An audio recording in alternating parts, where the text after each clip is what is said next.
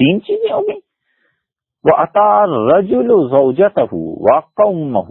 چوتھی چیز رسول اللہ صلی اللہ علیہ وسلم نے، پھر تم میری امت میں جب یہ دیکھو کہ لڑکا اپنی بیوی کی مان کے چلتا ہے اور اپنی ماں کی نافرمانی کرتا ہے،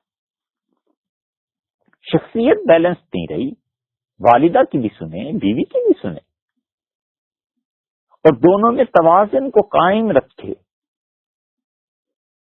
اور انصاف عدل اس کے ساتھ زندگی گزارے. نہیں ہو سکتا چپ ہو جائے، صبر کر لے، برداشت کر لے ماں کی نافرمانی اور بیوی کی اطاعت.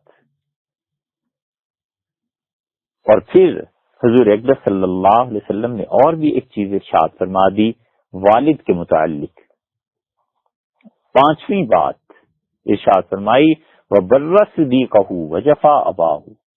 اپنے دوستوں کے ساتھ نیکیاں کرے اور اپنے والد کے ساتھ برائی کرے. اپنا پیسہ اپنے دوستوں پہ خرچ کر دے، والد پہ خرچ نہیں کرتا. وقت ہے اپنے باپ کو نہیں دیتا، دوستوں کو دے دیتا ہے.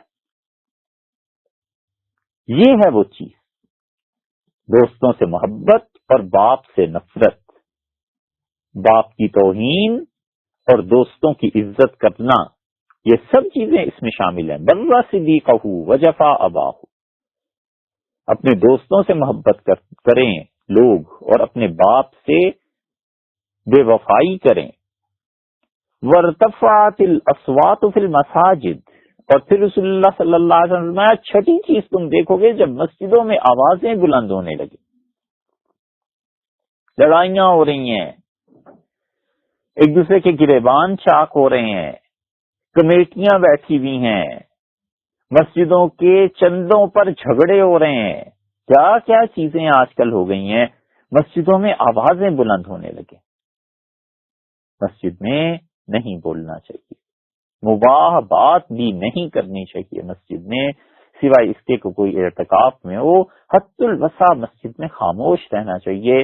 پہلے مسجد میں بزرگ بڑے ادب یہ سکھاتے تھے، اب بڑے ہی جب چیختے ہیں تو چھوٹوں کو کیا کہے کوئی.